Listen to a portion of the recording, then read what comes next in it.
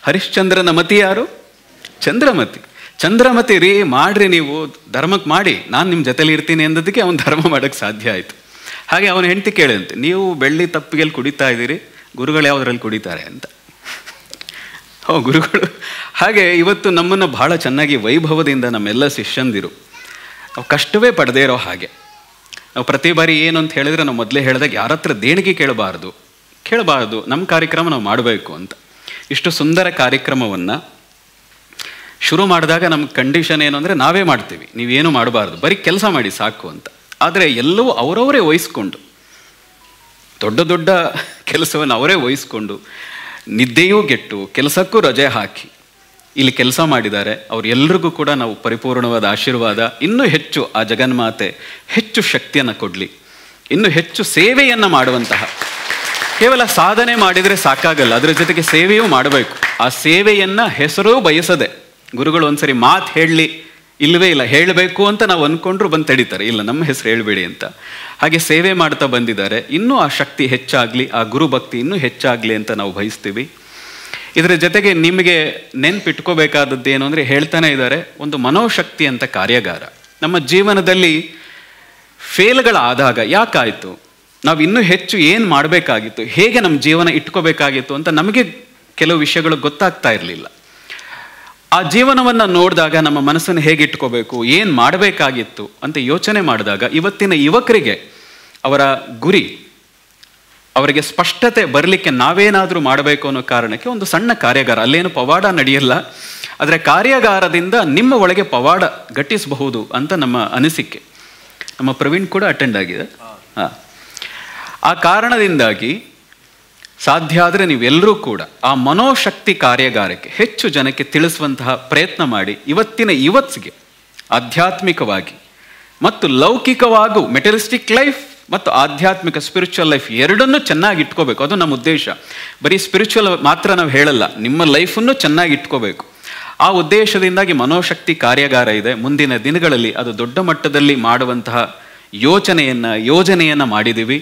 ಅದಕ್ಕೆ ನಮ್ಮ ಎಲ್ಲ ಶಿಷ್ಯಂದಿರು ಆಲ್ರೆಡಿ ಕೆಲಸ ಮಾಡ್ತಾ ಇದ್ದಾರೆ. ಅದಕ್ಕೆ ಸಾಧ್ಯ ಆದರೆ ನೀವೆಲ್ಲರೂ ಕೂಡ ಕೈ ಜೋಡಿಸಿ ಆ ಕಾರ್ಯಾಗಾರ ಯಶಸ್ವಿಗೊಳಿಸಿ ಅಂತ ನಿಮ್ಮಲ್ಲಿ ಈ ಕಾರ್ಯಕ್ರಮದ ಮೂಲಕ ಕೇಳ್ಕೊಳ್ತೀನಿ.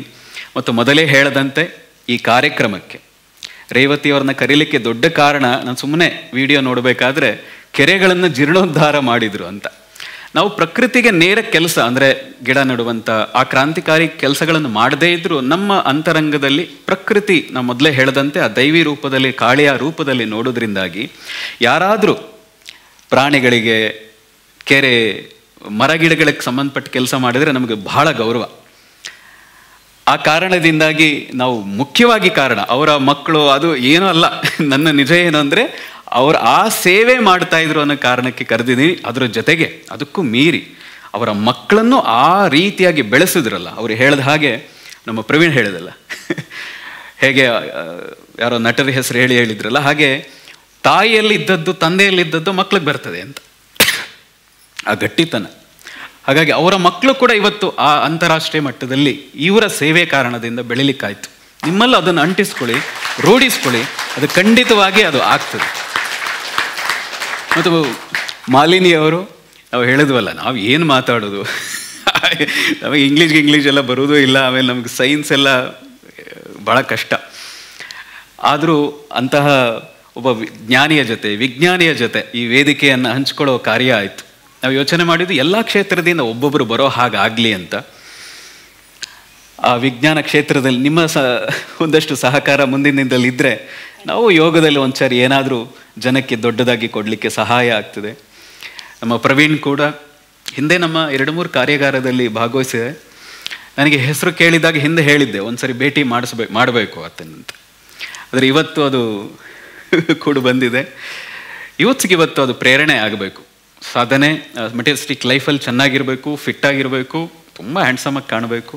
ಅಂತವರು ಇವತ್ತಿನ ಯೂತ್ಸ್ಗೆ ನಾನು ಆ್ಯಕ್ಟಿಂಗ್ ಕೂಡ ಮಾಡ್ತಾ ಇದ್ದೀನಿ, ಅದ್ರ ಜೊತೆಗೆ ಸ್ಪಿರಿಚುವಲ್ನಲ್ಲೂ ಇಟ್ಕೊಂಡಾಗ ನಿಮಗೆ ಗೊತ್ತಿದೆ, ಇಡೀ ಪ್ರಪಂಚದ ಜನ ಭಾರತದ ಕಡೆ ನೋಡ್ತಾ ಇದ್ದಾರೆ. ಎಷ್ಟೋ ಆ್ಯಕ್ಟರ್ಗಳು, ಎಷ್ಟೋ ಉದ್ದಿಮೆದಾರರು ಫೇಲ್ ಆದಾಗ ಯಾರ ಹತ್ರಕ್ಕೆ ಬರ್ತಾ ಇದ್ದಾರೆ? ಗುರುಗಳ ಹತ್ರಕ್ಕೆ ಬರ್ತಾ ಇದ್ದಾರೆ. ಮಾರ್ಕ್ ಜುಕರ್ಬರ್ಗ್ ಫೇಲ್ ಆಗಕ್ಕೆ ಶುರುವಾದಾಗ ಅವ್ರ ಮೆಂಟರ್ ಹೇಳಿದಂತೆ, ಸ್ಟೀವ್ ಜಾಬ್ಸ್ ಹೇಳಿದಂತೆ, ಕೇಂಚಿಧಾಮ್ಗೆ ಹೋಗು, ಅಲ್ಲಿ ಗುರುಗಳಿಲ್ಲ, ನಿಮ್ಮ ಕರೋಲಿ ಬಾಬಾ ಅಂತ ಇದ್ರು, ಅವ್ರಿಲ್ಲ, ಆದರೆ ಅವ್ರ ಸ್ಥಾನಕ್ಕೆ ಒಂದು 3 ದಿನ ಇದ್ದು ಬಾ ಅಂತ. ಫೇಸ್ಬುಕ್ನ ಮಾರ್ಬಿಡ್ಬೇಕು ಅಂತಿದ್ದಂಥ ಮನುಷ್ಯ ಅವರೇ ಹೇಳ್ತಾರೆ ಒಂದು ಇಂಟರ್ವ್ಯೂನಲ್ಲಿ, ಮಾರ್ಬಿಡ್ಬೇಕು ಅಂತಿದ್ದೆ, ಆದರೆ ಅಲ್ಲಿ 1 ತಿಂಗಳ ಕಾಲ ನಾನು ಉತ್ತರಾಖಂಡ್ನಲ್ಲಿ ಅಲ್ಲದೆ ಅಲ್ಲಿಂದ ವಾಪಸ್ ಬಂದ ನಂತರ ಇವತ್ತು ಫೇಸ್ಬುಕ್ ಏನಾಗಿದೆ? ಒಂದು ಗುರು ಕೃಪೆ ರೀ, ಏನು ಬೇಕಾದರೂ ಆಗ್ಬೋದು. ಅದನ್ನು ನಮ್ಮಲ್ಲಿ ದೋಷ ಇಟ್ಕೊಂಡು ಗುರು ಸರಿ ಇಲ್ಲ ಅಂದರೆ ಮಾತ್ರ ಆಗಲ್ಲ. ನಮ್ಮಲ್ಲಿ ದೋಷ ಇಟ್ಕೊಂಡು ಗುರು ಸರಿ ಇಲ್ಲ ಅಂದರೆ ಆಗಲ್ಲ. ಅವ್ರು ಹೇಳಿದ್ರಲ್ಲ ನನ್ನ ಜೀವನ ಅದ್ಭುತ ಅಂತ. ಯಾಕೆ ಗೊತ್ತಾ? ಕಬೀರರೊಂದು ಮಾತಿದೆ, ಎಲ್ಲ ಕಡೆ ದೋಷ ಹುಡುಕ್ತಾ ಹೋದೆ, ಎಲ್ಲೂ ದೋಷ ಕಾಣಿಸ್ಲಿಲ್ಲ, ನನ್ನಲ್ಲಿ ನೋಡಿದೆ, ನನ್ನಲ್ಲೇ ದೋಷ ಇತ್ತು. ಆ ದೋಷ ಕ್ಲೀನ್ ಮಾಡ್ಕೊಂಡಾಗ ಹೊರಗಿದ್ದವ್ರು ಎಲ್ಲರೂ ಚೆನ್ನಾಗಿ ಕಾಣಿಸ್ತಾರೆ, ಎಲ್ಲೂ ಬ್ಯೂಟಿಫುಲ್ಲಾಗಿ ಆಗ್ತಾರೆ. ಯಾರೋ ಒಬ್ರು ಹೇಳಿದಂತೆ, ಈ ಊರಿಗೆ ನಾನು ಶಿಫ್ಟ್ ಆಗಬೇಕು ಅಂತಿದ್ದೀನಿ, ಬರಬೇಕು ಅಂತಿದ್ದೀನಿ, ಊರ ಜನ ಹೆಂಗೆ ಅಂತ. ಅದಕ್ಕೆ ಅವ್ರು ಹೇಳಿದ್ರಂತೆ, ಅದು ಓಕೆ, ನೀನು ಎಲ್ಲಿಂದ ಬರ್ತಾ ಇದ್ದಿ, ಈ ಊರು ಇಂಥ ಊರಲ್ಲಿ ವಾಸ ಮಾಡ್ತಾ ಇದ್ದಿ, ಆ ಊರು ಯಾಕೆ ಬಿಟ್ಟೆ? ಆ ಊರು ಜನನೇ ಸರಿ ಇಲ್ಲ, ಹಂಗೆ ಸರಿ ಇಲ್ಲ, ಅದಕ್ಕೆ ಬಿಟ್ಟು ಬಂದೆ. ಅಯ್ಯೋ, ಆ ಊರು ಜನ ಅಲ್ಲ, ಈ ಊರು ಜನ ಇನ್ನೂ ಸರಿ ಇಲ್ಲ ಅಂತ. ಈ ವ್ಯಕ್ತಿ ಹೇಳಂತ, ಆ ಊರಿಗಿಂತ ಈ ಊರು ಜನ ಇನ್ನೂ ವರ್ಸ್ಟು. ಅವನು ಹೇಳಿದಂತೆ, ಮುಂದಿನ ಹುಡುಕ್ತೀನಿ ಅಂತ. ಇನ್ಯಾರೋ ಬಂದು ಕೇಳಿದಂತೆ, ಈ ಊರು ಹೇಗೆ, ಇಲ್ಲಿ ಇರಬೇಕು ಅಂತಿದ್ದೀನಿ, ಎಲ್ಲಿಂದ ಬರ್ತಾ ಇದ್ದಿ? ಇಂಥ ಊರಲ್ಲಿ. ಯಾಕೆ ಬಿಟ್ಟು ಬಂದೆ? ಅಲ್ಲಿ ಭಾಳ ಒಳ್ಳೆ ಜನ, ಭಾಳ ಸಂಸ್ಕಾರವಂತರು, ಆದರೆ ನನಗೆ ಟ್ರಾನ್ಸ್ಫರ್ ಆಗಿಬಿಟ್ಟಿದೆ, ಅನಿವಾರ್ಯವಾಗಿ ಆ ಊರು ಜನನ ದುಃಖದಿಂದ ಬಿಟ್ಟು ಬರ್ತಾ ಇದ್ದೀನಿ. ಅದೇ ಮನುಷ್ಯ ಹೇಳಂತೆ, ಈ ಊರು ಅದಕ್ಕಿಂತ ಒಳ್ಳೆ ಜನ ಇದ್ದಾರೆ, ಈ ಊರಿನ ಜನ ಅದಕ್ಕಿಂತ ಅದ್ಭುತ ಜನ ಇದ್ದಾರೆ, ಅದಕ್ಕಿಂತ ಸಂಸ್ಕಾರವಂತರಿದ್ದಾರೆ, ಯೋಚನೆನೇ ಮಾಡಬೇಡ, ಇಲ್ಲಿರು, ನೀನು ಚೆನ್ನಾಗಿರ್ತಿ ಅಂತ. ನಮ್ಮ ಮನಸ್ಸು ಹೇಗಿದೆಯೋ ಜನ ಹಾಗೆ. ಹಾಗಾಗಿ ನಮಗೂ ಬಹುಶಃ ಅಲ್ಪ ಸ್ವಲ್ಪ ಒಳ್ಳೆ ಮನಸ್ಸಿದೆ, ಹಾಗಾಗಿ ಒಳ್ಳೆ ಶಿಷ್ಯಂದಿರು ಸಿಗ್ತಾ ಇದ್ದಾರೆ. ಪ್ರವೀಣ್ ಅಂತವರು, ನಿಮ್ಮಂಥವ್ರು ಎಲ್ಲರೂ ಈ ಕಾರ್ಯಕ್ರಮದಲ್ಲಿ ಬಂದಿದ್ದೀರಿ, ಹೆಚ್ಚಿನ ಜನಕ್ಕೆ ಪ್ರೇರಣೆಯನ್ನು ಕೊಟ್ಟಿದ್ದೀರಿ. ನಿಮ್ಮೆಲ್ಲರಿಗೂ ಕೂಡ ನನ್ನ ಧನ್ಯವಾದ. ಬಹಳ ಮುಖ್ಯವಾಗಿ ನೀವುಗಳು ಬೆಳಗ್ಗೆಯಿಂದ ತಾಳ್ಮೆಯಿಂದ ಕೂತಿದ್ದೀರಿ, ಮಾತನ್ನು ಆಲಿಸಿದ್ದೀರಿ. ಏನಾದರೂ ದೋಷವಾಗಿದ್ದರೆ ವೇದಿಕೆ ಮೇಲೆ ಇರೋರು, ಮುಂದೆ ಇರೋರು ಎಲ್ಲ ಹೊಸ ವಾಲಂಟಿಯರ್ಸ್ಗಳು ಅವರವರ ಶ್ರಮದ ಟೈಮಿನ ನಡುವೆ ಕೂಡ ಕೆಲಸ ಮಾಡಿದ್ದಾರೆ. ಊಟದ ವ್ಯವಸ್ಥೆಯೂ ಆಗಿದೆ. ಆದರೆ ಏನಾದರೂ ದೋಷಗಳಿದ್ದರೆ ಅದು ಏನನ್ನೂ ಪರಿಗಣಿಸಬೇಡಿ. ಸಂತೋಷವನ್ನು, ಸಂಸ್ಕಾರವನ್ನು, ನಾನು ಹೇಳಿದಾಗೆ ಆ ಋಷಿ ಪರಂಪರೆಯನ್ನು ನಿಮ್ಮ ಮನಸ್ಸಿನಲ್ಲಿ ಇಟ್ಕೊಂಡು ನೀವೆಲ್ಲರೂ ಹೋಗಬೇಕು ಅಂತ ನಿಮ್ಮೆಲ್ಲರಲ್ಲಿ ಕೇಳ್ಕೊಳ್ತೀನಿ. ಎಲ್ರಿಗೂ ಒಳ್ಳೆಯದಾಗಲಿ. ಹರಿ ಓಂ ತತ್ಸತ್.